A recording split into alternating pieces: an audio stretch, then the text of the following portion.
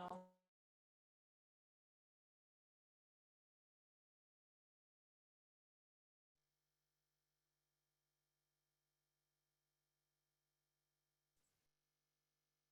right. Welcome, everybody, to Topstep's Trading Foundation. This is the second week, day 3. We're going to be talking about the traits that are detrimental to successful trading.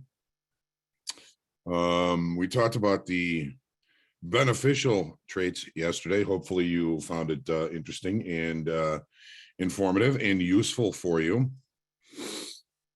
As much as we focus on our difficulties in trading, I think it's extremely important to focus on the positives. And speaking of positives, I got a couple of positives looking at me over in the corner here. John and Jack with us.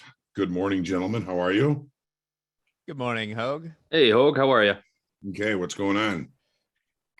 Well, I'm having a day over here, but got in just in time and excited to see what traits are going to keep me in the hole, so to speak. Well, I appreciate both of you being here. We all appreciate you both being here, and a couple of ideas. If you have questions, do we want them in the question and answer section? Yeah, if you have specific questions, put them in the Q&A section because they don't disappear as fast if the chat's moving. We'll look over there too, but I'd say put comments in the chat, put questions in the Q&A. Perfect. I was going to say the exact same thing. Yeah, if you want someone to address it live on here, throw it in the Q&A section. Definitely.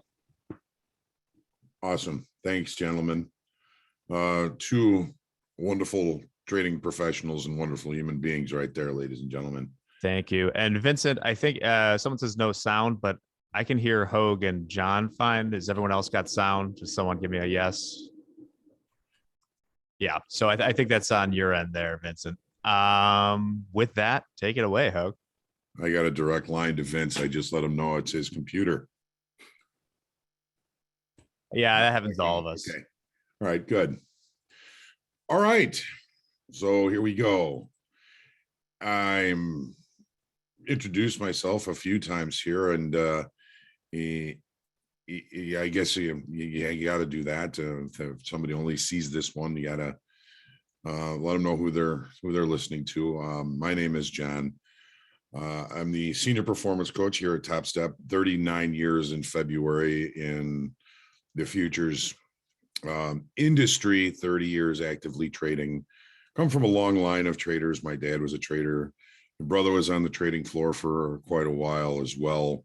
As electronic trading started to take over, I stepped out of the trading pit in 2009 and became a screen trader in 2011. I joined up with Topstep, fell in love with the idea, knew that there was going to be no real opportunities for those like I had, like John had, to get a job on the trading floor and learn from the inside how trading works and how things go. So 2011, I joined Topstep, and it's been an absolute pleasure. I love what I do. I've had the opportunity to talk to thousands of traders from around the world, and hopefully I've made a difference to all of them to one degree or another. So today, again, we're going to be talking about traits detrimental. I apparently did not change this one on this slide, but that's all right. Traits detrimental to successful trading. Of course, there is no one size fits all solution to futures trading. The list of concepts in this presentation in no way guarantees success. There are many, many different facets of personality and traits that can be beneficial or can be detrimental to our trading, but anything we can do to increase our probabilities of success, of course, we believe in that. There isn't a strategy, there isn't anything that anybody can teach you that is going to guarantee your success in futures trading. It's been long said that if I had a strategy that I knew was going to make money over time, if I handed it out to 100 different people 100 different people would get different results, 100 different results, because of the ways that our minds work, our decision-making processes, our motivations, our strengths and our weaknesses. Every outcome is going to be different no matter how solid the strategy. So to go into what we're looking at as far as traits that are detrimental to futures trading, I call these the trilogy of terror: ego, fear, and greed.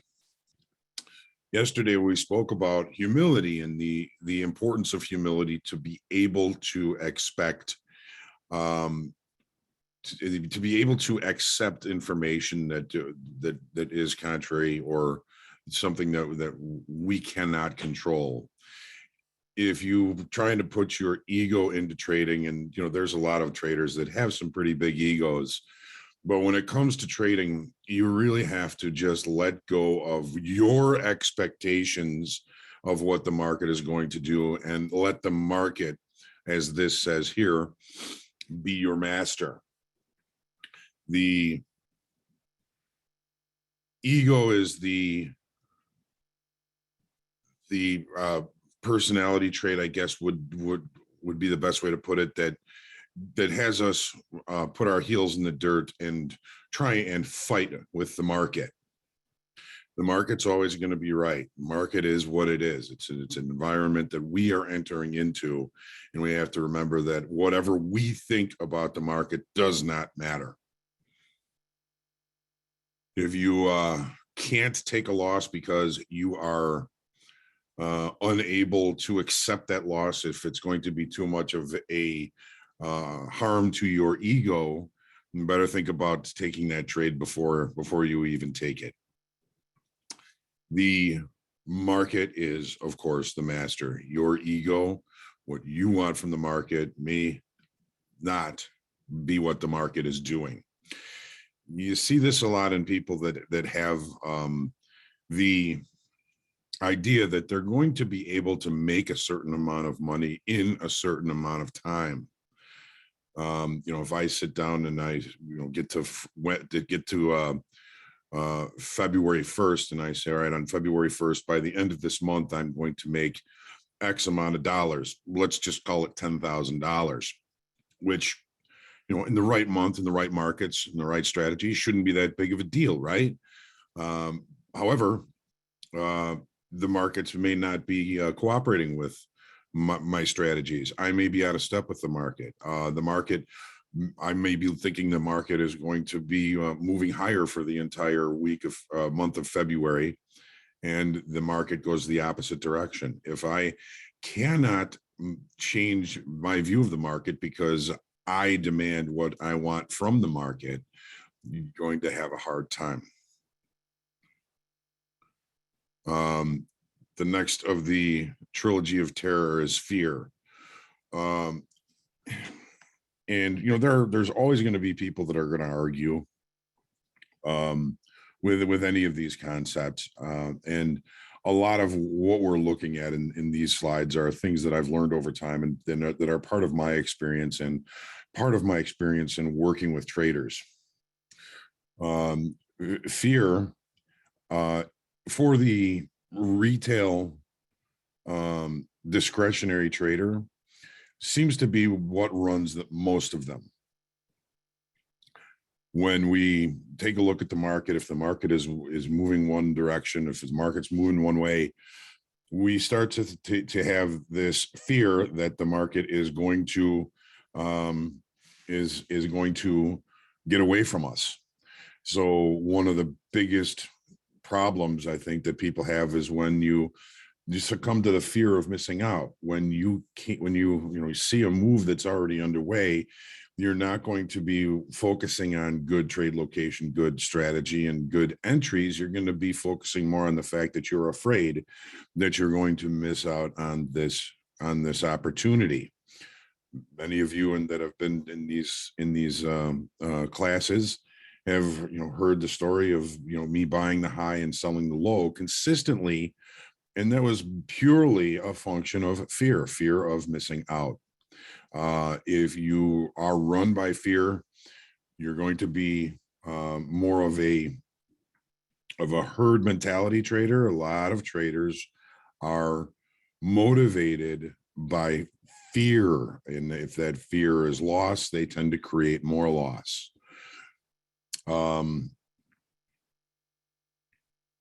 There's lots of different degrees and forms of fear that can affect us. My suggestion is, when you are sensing fear in yourself, you're sensing the same fear as a lot of the other traders that are similar to you in the same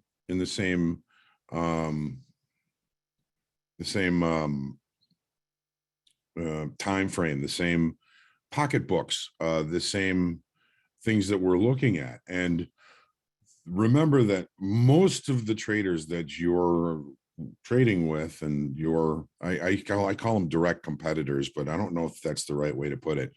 Most of the traders in your time frame and in your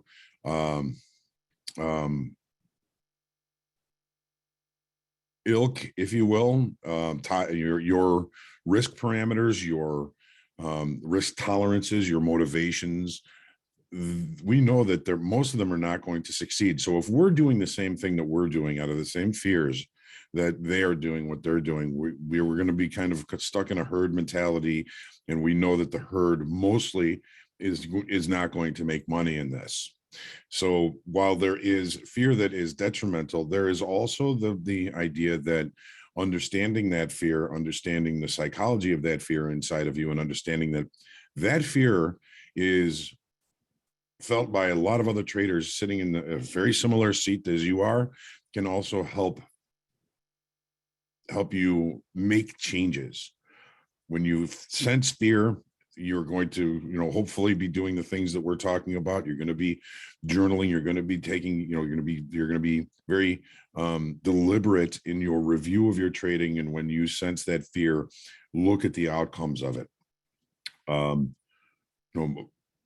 As a personal note, most of the trades that I take, there's a degree of fear in them. The trades that scare me have a tendency to be the higher probability trades. If I'm really confident in a trade, then those tend to be the lower probability trades. There is a degree of it with which fear can be healthy for you. In most cases, fear is not going to be healthy.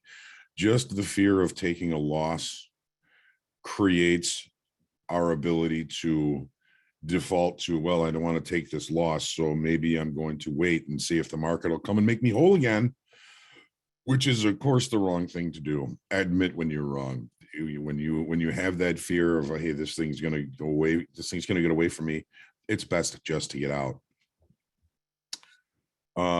Greed, one of the other trilogy of terror. We're all in this to make money. But there's many paradoxes in trading where if we are chasing money, it's going to make it more difficult for us to achieve profitability and consistent profitability. Greed is that green-eyed monster that keeps you in trades that you should probably get out of. Greed is the thing that says, I am going to make $100,000 in the month of February, and that goal is going to take you away from your strategy. That greed is going to cause you to overtrade, over leverage, and on another personal note, when I'm in a good trade, as a day trader, I'm in a good trade and I start to see the dollar signs in my eyes. I got a good trade on. It's coming close to a potential profit target. When I start thinking, okay, how much more is this trade going to be worth? That's usually a warning sign that says, okay, you better start thinking about getting out of this trade, because that greed tends to keep me in trades longer than I should be. It's so important to be able to just take what the market gives you, set profit targets and keep those profit targets reasonable. In the situation that occurred today, gold was a market that was set up for an upside move. Talked about it on the market forecast, had a specific profit target that I was looking for, reached that profit target, and then it kept going. It kept going in a manner that was very difficult to get back into. But because I don't want to be greedy, I took the trade, kept the profit target reasonable, and then looked at the continuation above that profit target as a new opportunity. I've got a lot of traders that I've worked with that, and I believe there's a little bit of greed to this if you're watching, that never get out with profit targets. They're always trying to trail their stop, thinking that every trade is going to be that home run that they've been waiting for. They never really seem to get out at a profit target. They're always getting stopped out with their trailing stop. They're leaving money on the table. And I don't like that term, leaving money on the table. It wasn't theirs to begin with. But the idea is, if you have a trade, you have a hypothesis. That hypothesis says, this trade, if I risked 10 ticks, is worth 50 ticks, and you get that 50 ticks, you take that trade. Now, the hard part about that is, just like in gold this morning, the market continued to go, and we all seem to have this feeling of loss, when, even though we've had a winning trade, and a very nice winning trade, if the market continues, we start to have this sense of loss. Well, your trade you planned for played out the way you were hoping it would. That's a wonderful thing. It's a profit. Anything that happens after that, if you will consider it a new opportunity, is a new opportunity. The trade gets to your profit target. It looks like it's going to continue to go. You try and work your way into it. Never forsake momentum for trade location. And if you miss it, it's okay. There's going to be a next opportunity down the line. So don't be greedy and think that you're going to buy the low and sell the high of every move. It's kind of funny how our mind does that to us. We have a great trade, and if it continues to go, we feel remorseful because we didn't get all of it. I've learned to be happy taking my bite out of the middle and then moving on and looking for the next opportunity. Now, this next one, this need to be right. It covers all three of these, mostly the ego. There's never going to be a perfect trader. There's never going to be a perfect trade. I stood next to a lot of guys that that needed to be right. Number one, they knew where the market was going to go, and the market had to go that direction. Wrong. And then there were the other ones that would, buy it at 8, buy some more at 6. If they liked it at 8 and 6, they love it at 4. Now they're trying to buy more at 2 to average in. And as the market goes down through even, they're bailing out with huge losses. Leveraging into trades like that is a degree of needing to be right. And if it doesn't take you out of your account today, it's going to take you out of your account someday. Look for trade locations that offer areas close to points of invalidation, and admit when it's wrong. When you're wrong, admit it. You will not be right all the time. It's too ambiguous. Nobody knows what's going to happen. In trading, 1 and 1 rarely equals 2. And once you get the right answer, the market's going to change the questions. You're not going to be right all the time. As a matter of fact, If you can be right half the time, but your reward over risk is better than is 2 to 1, you can build an empire that way. Just mathematically, you're going to build your account over time. And that's really the secret, if you ask me. It's not being right more than you're wrong, unless you're really trying to be a scalper, which is a whole nother story. But if you are looking for asymmetric opportunities that risk this much and profit this much, you don't have to be right all the time. Just right for more than you're wrong. You think about it. If you are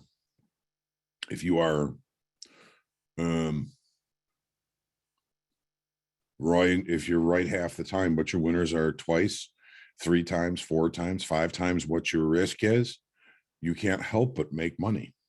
It's not that easy. As a personal performance coach, it's my goal for the people that I work with to bring them to a point where they're going to be able to maintain an account for a very long time, if forever, if possible. And many of them are capable and do achieve that. Sometimes they get impatient. Sometimes just being able to maintain and build that account doesn't seem good enough.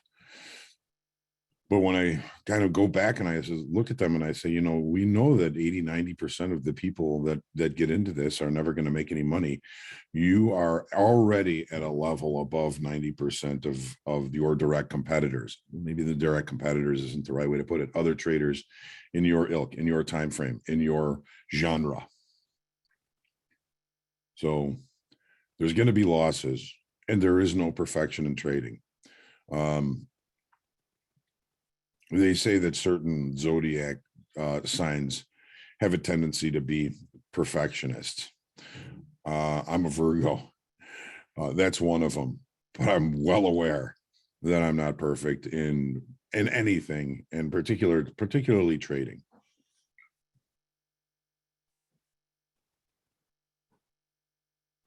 All right. This almost reads like the 7 deadly sins, doesn't it? Sloth. If you're not doing your homework, you're not going to find any consistency in your thought process in taking trades. You're not going to find any consistency in being able to review your trades with any reviewable information. You've got to do your homework. You've got to do your research. You've got to be looking top down, whatever your tools are, monthly, weekly, daily, down to the shorter time frames. What are your tools telling you? What is the market attempting to do? How good of a job is it? Is it in doing so? All of these things, if you're not prepared for the day, you're just winging it. If you're going to fly by the seat of your pants, consistency is extremely difficult. That's why sloth is so dangerous to traders, is because you're not going to be able to find consistency. If you put an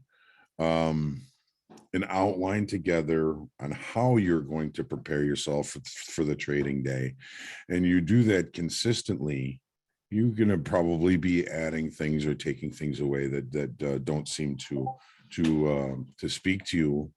But if you are going to be looking for consistency in trading, you've got to bring consistency to trading. If you don't do your homework, you don't get to trade.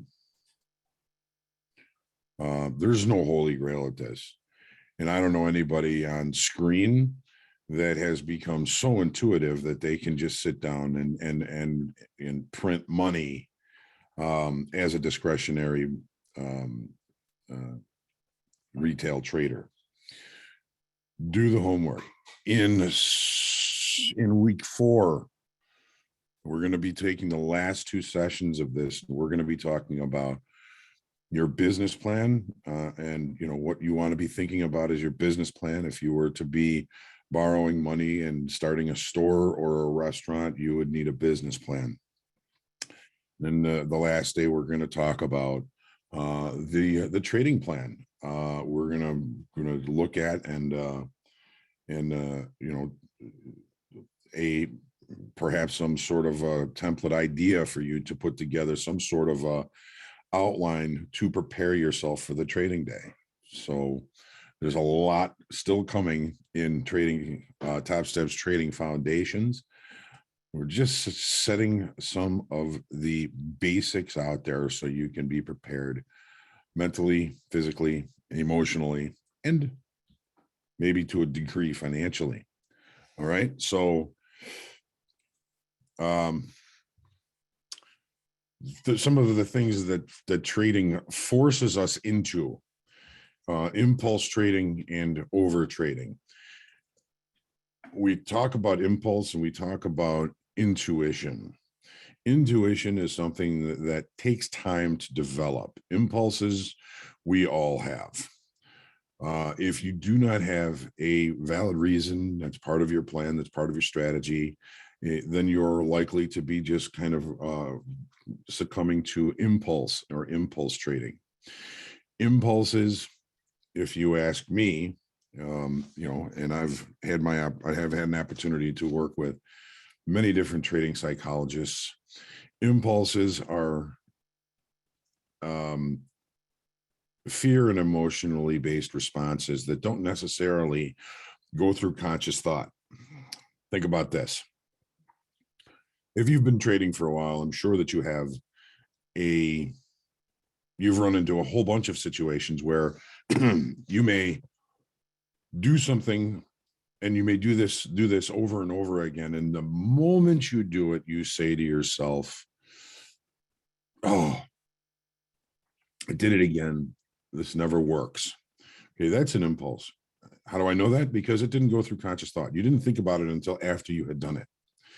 It's similar to, let's say, if you're walking down a mountain pass in the American West and you see something out of the corner of your eye that looks like a rattlesnake, you're going to be moving away from that rattlesnake probably before you have the conscious thought of thinking that's a rattlesnake, and probably long before you're able to say, hey, that's a rattlesnake, let's get away from it. You're going to be away from it before that happens. And the impulses are those same base fears that we sometimes talk about. It's the amygdala, it's the lizard brain. And those impulses, while they may sometimes prove to be profitable, are not part of your strategy. Excuse me. So in order to give you a little hint here, in order to make sure that something that you're about to do is kind of pushed through conscious thought, ask yourself, even verbally, it takes 1 second. You're thinking about doing something, you say, is this in my best interest? Everything we should be doing in our best interest. And speaking of being in our best interest, overtrading is not in our best interest. We tend to overtrade when we are down money, when we are angry, when we are emotional. And when we are angry, we are not thinking in our strategy, in our process. We are grabbing at straws and just hoping to make the money back. If you think you are overtrading, you probably are overtrading. It's when that venom starts to go through your veins. And that venom is, you may be mad at the market, you may be mad at the dog, you may be mad at the mailman because they're late, you may be mad at anything, but when it comes to anger, anger only hurts the one who's angry. This is something that was pointed out to me by one of my good friends, that this is Epictetus. This is, any person capable of angering you becomes your master. If the market is angering you, guess what? It's becoming your master. When you start to feel venom, when you start to feel angry, when you start to feel emotion, and emotion created by losses or something even outside of trading, it's time to step away, let go of the venom, and try and get yourself back to center, back to where you can be thinking reasonably, cognitive, and in your strategy. The last thing is the psychology. Nobody, I think, is truly hardwired to succeed at this, but I think that there are people that do have things about their psychology that can be greater barriers to their success. Just to name a few of mine, self-esteem, low value for the work that I do, not believing that I'm worthy of the money that I can make, the fear of change. Most people will do anything to avoid change, and even positive change can be very scary, can be very difficult to deal with. So, and all of us, every one of us, guilty as everyone, has these personality traits, has been affected by these personality traits. Understanding them, learning to minimize their effect on you. You know, if you think about the venom, we all know when we have venom in our veins. If we're going to be honest with ourselves, and not being honest is, of course, extremely important. If we're going to be honest, we know when we are at risk. The hard part is walking away when that happens. Two little words that ring, that echo in my head when I'm trying to step away out of losses or anger or whatever is, what if? But what if the next trade's the good one? And that's a very dangerous little two words. It's those what ifs that push us over the edge. So don't let them happen. When you sense you're at a daily loss limit, you're probably pissed off, you're probably a little angry. Don't succumb to the impulse. Don't succumb to the grasping at straws. It's one not your day. You're going to be able to trade tomorrow. Make sure that you are, and step away. So, the beneficial traits, and detrimental traits, we all have them. Make sure that you manage yours. I started yesterday with this Cherokee proverb, and I'm going to get pretty close to the end here with it again, because it's so true, especially in trading and pretty much anything that is difficult in life. There is a battle of two wolves inside of us all. One is evil. It is anger, jealousy, greed, resentment, lies, inferiority, and ego. Well, the other is good: joy, peace, love, hope, humility, kindness, empathy, and truth. Which wolf wins? The one that you feed. Minimize your detrimental traits. Feed your positive traits, and you can win at this. Sometimes I'll add a dad wisdom, and this was one that really seems to fit, especially when it comes to anger and venom. I was in the pit one day and trying to get a trade across the pit, and somebody else took it, and there were some guys on the other side of the pit that were kind of laughing, like, ha ha ha, he got the trade, you didn't, whatever. At least that's the way my perception was. You're talking to my dad that day, and I'm like, I'm so mad at those guys. I mean, they knew that was my trade, and they let the guy take it anyway, or he took it anyway, even though he saw I was trying to get it. I'm so mad at him. I don't even know what to do. I can't even see straight. And he says, it really doesn't pay to be mad, son. Half the people you're mad at don't know you're mad at them, and the other half don't care. The only person this is affecting is you. So you're going to have to let it go. And I still think about and use a lot of his wisdoms. And hopefully this is going to help you. So I straightened this out from yesterday. In order to trade, you need a deep symbiotic union, including self-understanding, traits, emotions, market knowledge. What's the lens you're going to be looking at, and how well do you understand how markets work? And creative application of multiple market state-based strategies. It's always so hard for me to say. Creative application of multiple market state-based strategies is necessary for lasting profitability. How are we doing, guys? Did I go too long?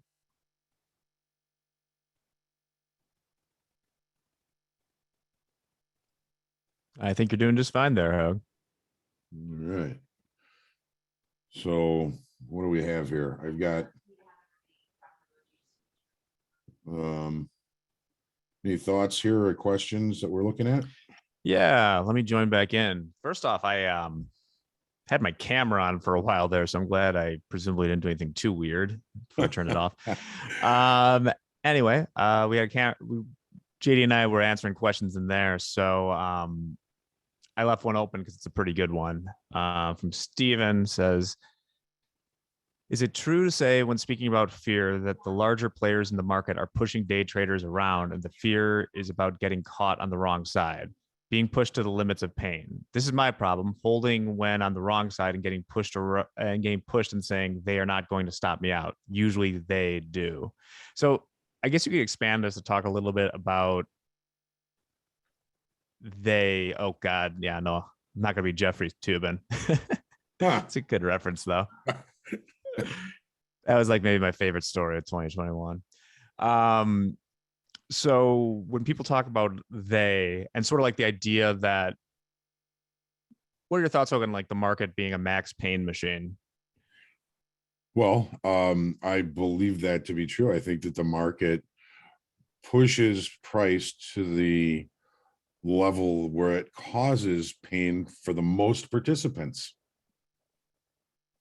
So it's, you know, it's the group of traders that are one way that get pushed to the point where they have to get out. Yeah, I think it's really evident. Someone's talking about max pain as a concept. I think it's really evident if you explore, say, the options market. I know there's the website, I'll throw it in there, that calculates the max pain if you put in any option with the ticker expiration, stuff like that. And you can see kind of how much money the market makers are going to have to pay out at different strike prices, right? And so you can see that a lot of times it tends to levitate to where there's the least pain for market makers, which presumably means the most pain for everyone else. Mm-hmm. So the concept's definitely there.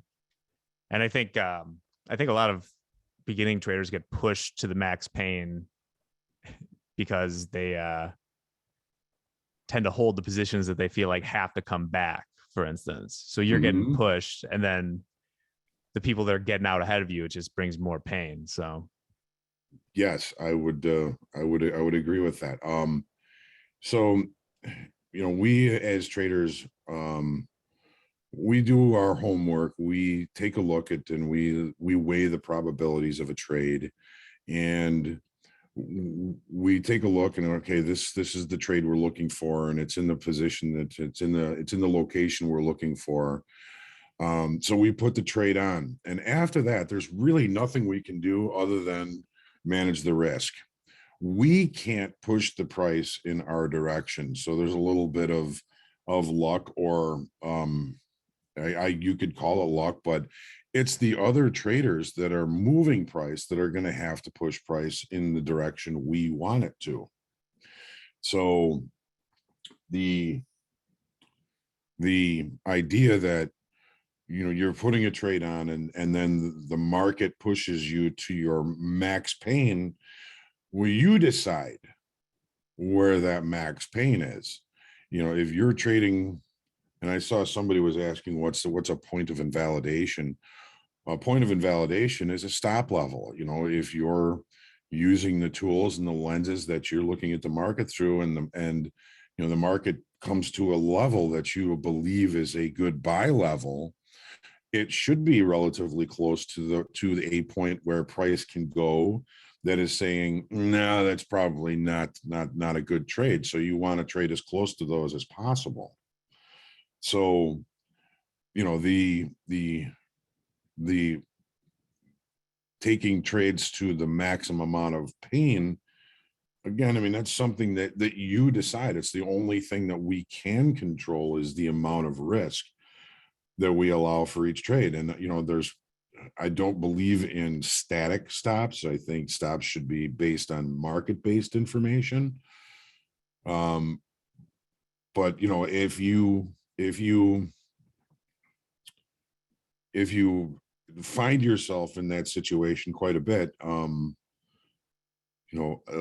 limit your risk, number one. Number two, review your strategy and take a look at the things that you're using, and then think about your, again, direct competitors. I'm trying to find a different way to place that, because they're not our direct competitors, but they're traders that are in our similar time frames, and maybe looking at some of the similar things. When this is another dad wisdom. When the market's at its highs, it looks the best at its highs, and it also looks the worst at its lows. But what the market does in that situation is, when the market's at its highs and it looks like it's going to the moon, everybody is long. Depending on your time frame, of course, we know that there's an equal number of longs and shorts, but if the shorter time frame, the ones that are most price sensitive and most sensitive to risk, are the ones that are long at the top, there's nobody left to buy it, then there's only one thing left for it to happen. It's going to drop until all of that pain is met and taken care of. So it's, again, with that question, you don't have to go to max pain. Look for trades that offer the opportunity, again, where it's an asymmetric opportunity, where it's close to that point of invalidation or that stop level. There's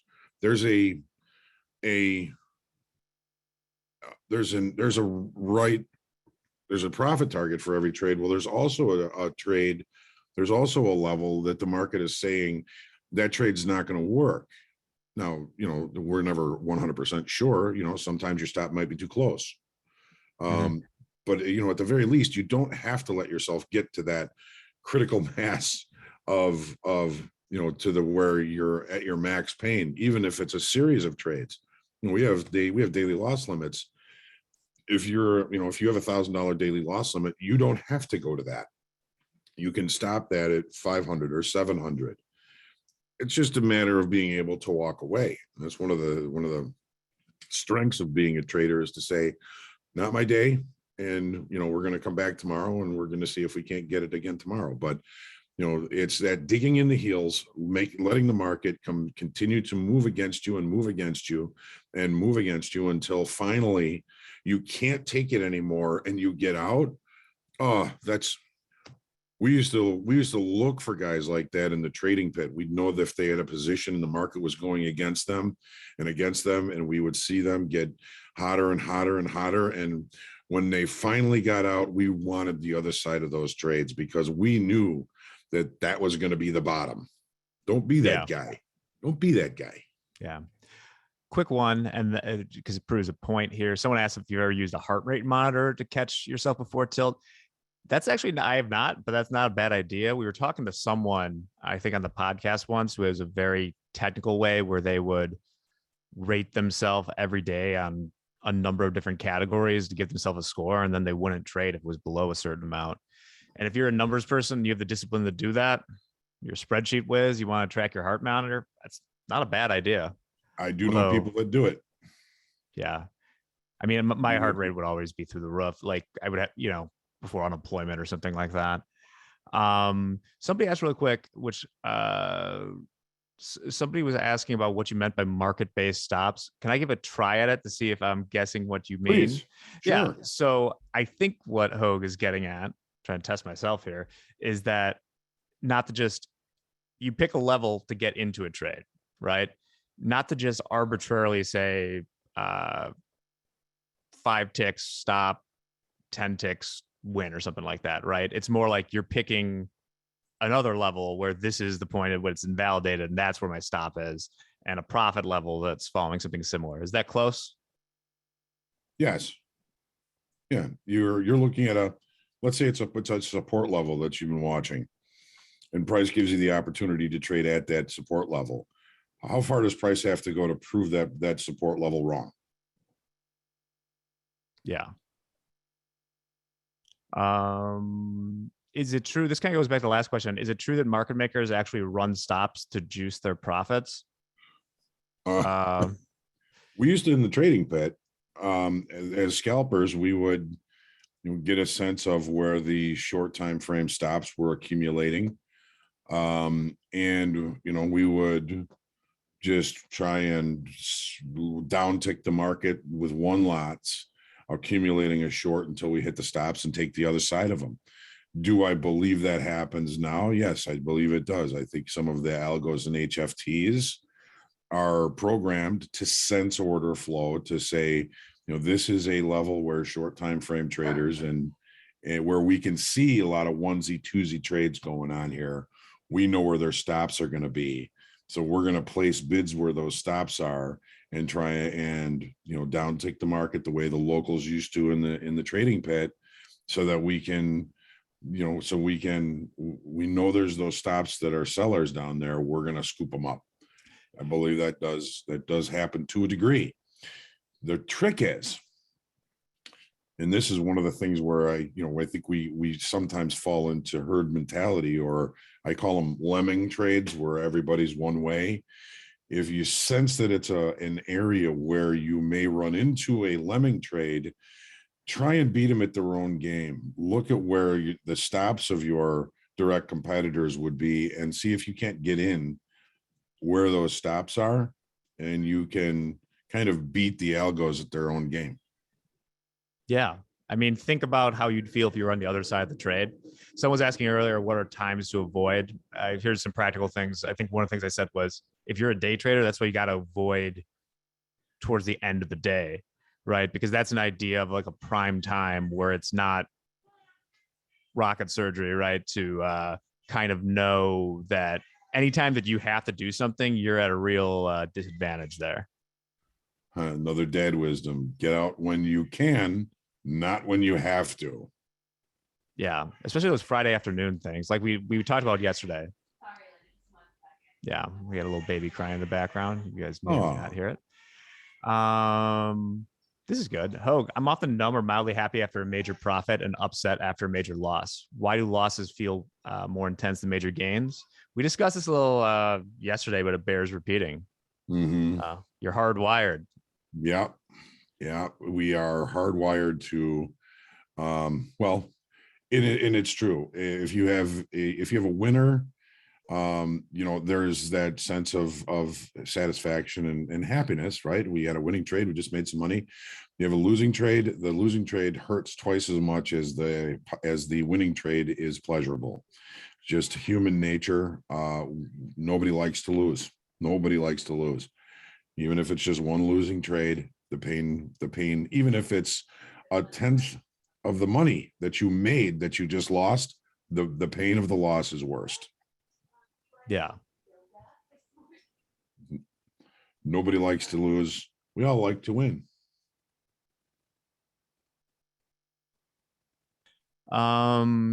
Perfect.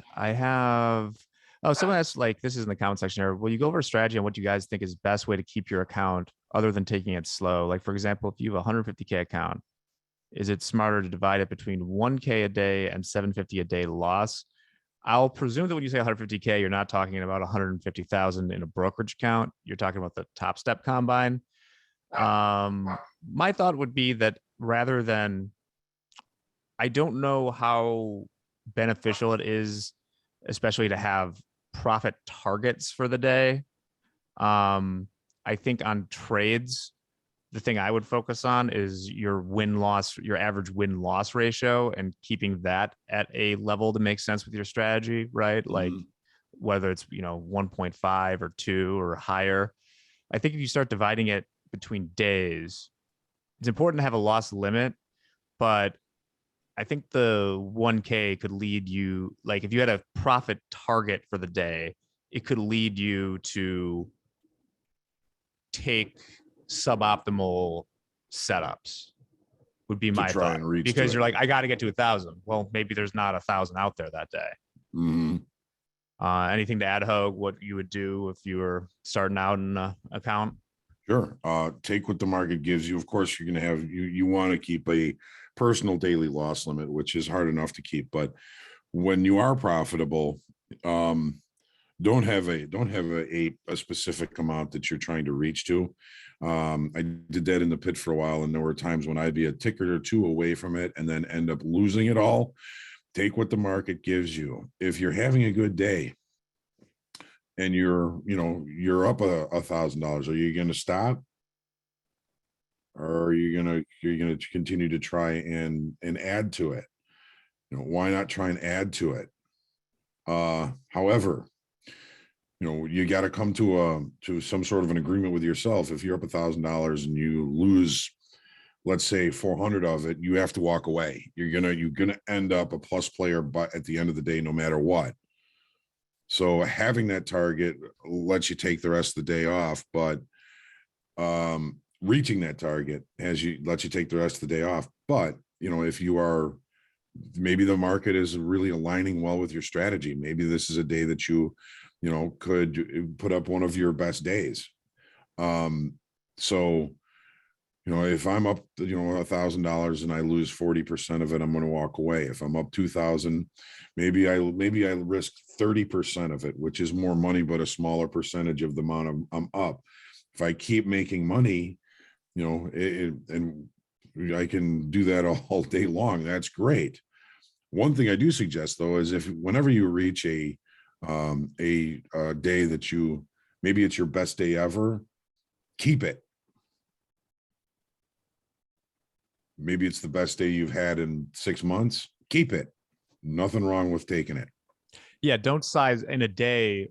You got to push it, of course, to get to your best day, but don't Monte Carlo it. What I mean is, that strategy of, if you were just to if there was no VIG and blackjack, you could just keep on doubling down and keep on doubling down. And Right, statistically, right. You're eventually going to come out even. That's why they have gambling limits, but you probably don't have the capital to do that.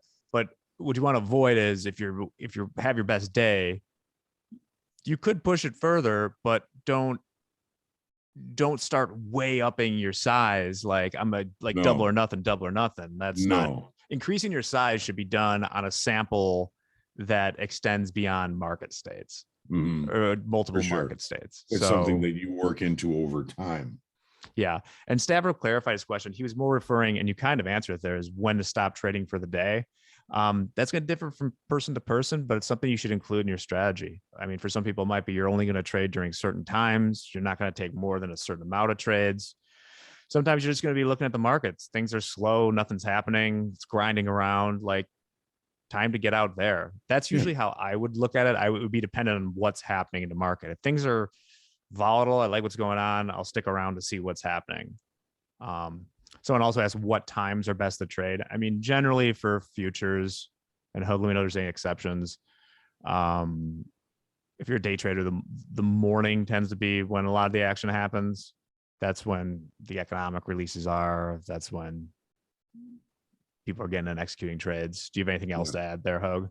Well, I mean, I'm a fan of trading when the vast majority, if not all of the available participants are available. And that's going to be during the regular trading hour session, which is easy because we're in Central Time Zone. And that's pretty much, what I'm used to from being in Chicago for my whole life. It's difficult when you're in a different time zone. If I can't trade the regular trading hour session, then I'm probably going to look for a product that gains a little bit of volume during the London session. That's at 2:00, like the euro, the British pound, gold.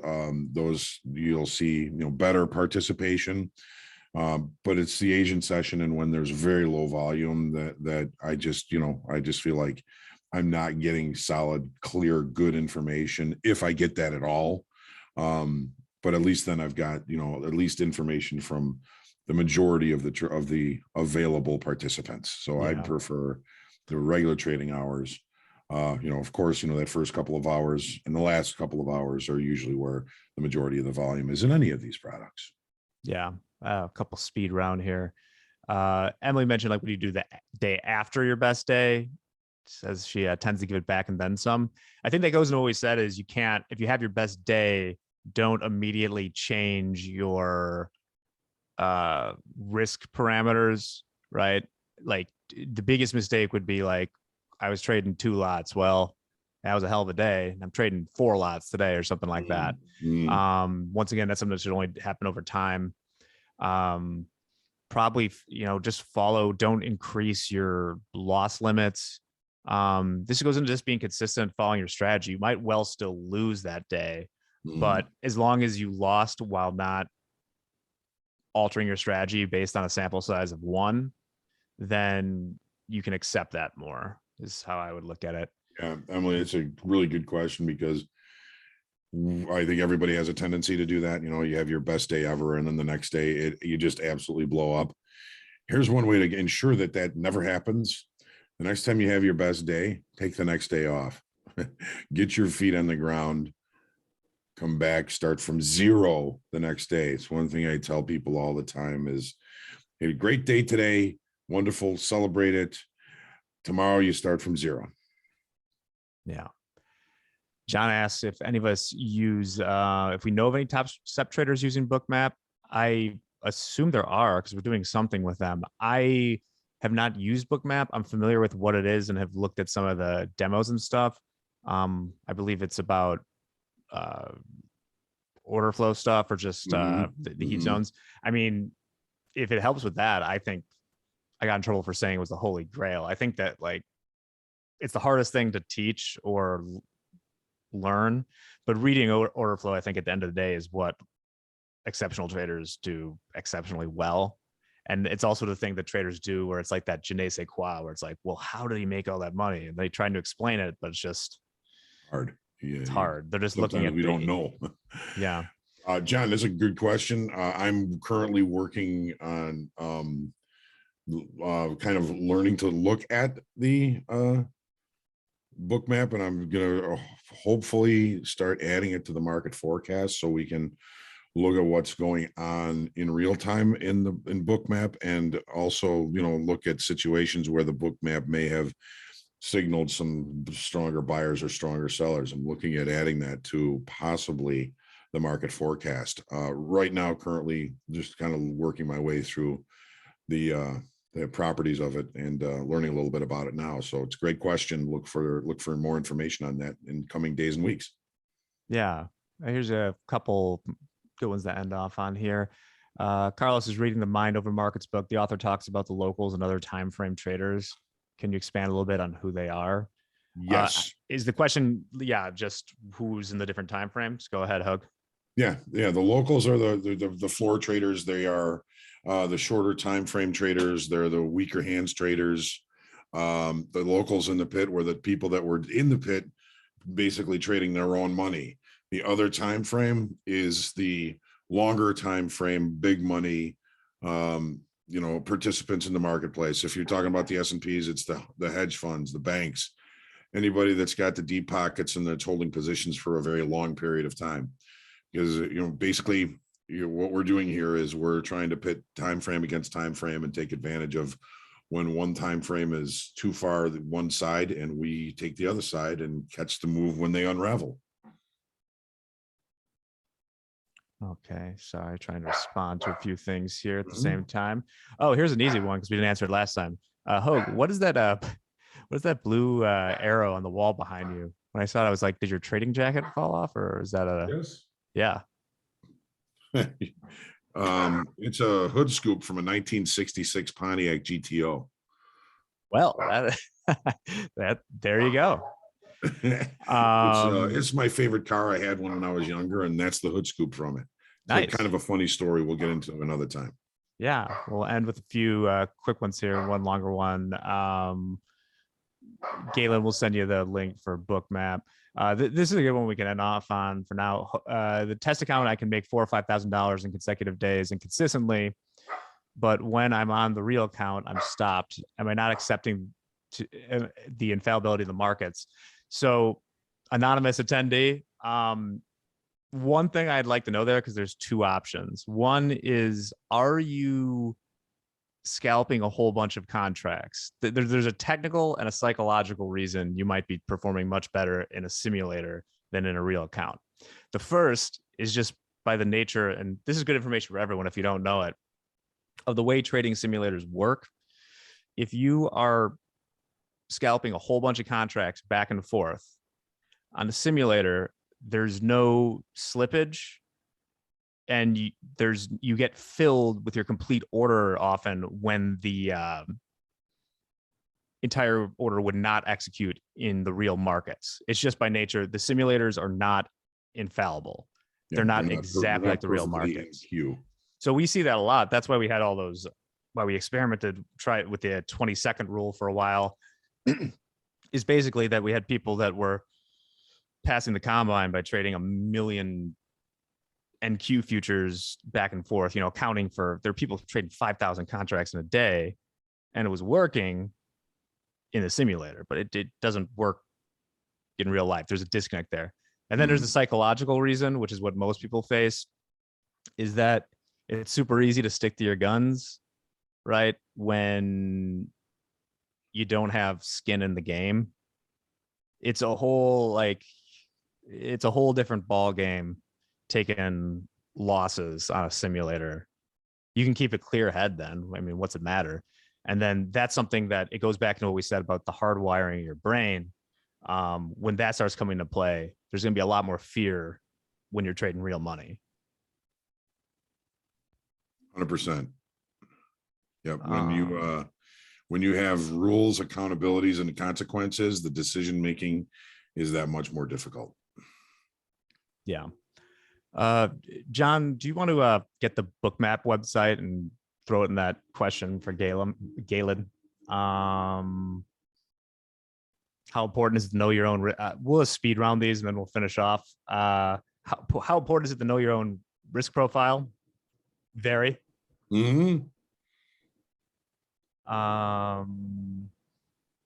Andre, when successful traders take time away from the markets, do they completely disconnect, or are they still reading, looking at the market? Depends on the trader. 100%. Yeah. I mean, I was off for 2 weeks, and I looked at the markets a couple of times because I had promised others that I really wouldn't engage. But I did, read some not directly trade related books, but some, kind of psychological or psychology helpful books. I don't really read novels much. I always read something that I can learn something from. You prefer range days or trend days? Well, it's changed over time. I used to love range days. I do find trend days fun if I can get in early. I've always had a hard time getting into a trend that's already underway in the daytime frame. So I'd have to say range bound range trades, because it gives you kind of parameters. That first hour of trade establishes a range, and you work those extremes. If it doesn't work, you don't lose much, and you can always try and catch a market state change in that regard. Lovely. All right. Well, we have a clean Q&A, but how do you determine if a day is range? We got one more question coming in. How do you determine if a day is in a range early in the morning when the market hasn't been open long? I might have been missing something. No, you're not missing anything. What's been going on in the past. If you look at for example, on a daily in the euro broke out last week above about a 2-month long area of balance. If the market's in balance in a longer time frame, the probability that the market is going to create balances within that balance is greater. So it's all in the lens you're looking at, of course, and just being able to stay patient enough to wait for the that first hour, hour and a half to trade out, and then watch for opportunities at the extremes. You know, it's not always going to work, but the great thing about it is range trade affords you smaller stops. If you can get real close to those edges and closer to the points of invalidation, you can risk very little, and you know, maybe take a few rotations inside that range day and just kind of rack up money. Yeah. All right. With that, I think we got to cut it here for now, but we'll answer more questions next week. And hey, I saw a few today. If you have questions specifically about, especially like billing questions or something like that about the combine, the support department, they know how to do that. I'm a big dum-dum when it comes to some of that stuff, as I presume you guys are too. So they probably do it better than us. And we'll get to, like, if you have a question that didn't get answered today, just throw it right in tomorrow or email us. And tomorrow look forward to seeing you then. Trading psychology. Hell yeah. So that should be another good one. I look forward to it. All right. Sign it off, Hogue. All right, folks. Focus on your positives. Diminish the detriments. We can all do this. Sure, more of us can be successful than currently are. We're looking forward to your success. We'll see you tomorrow. Have a great day.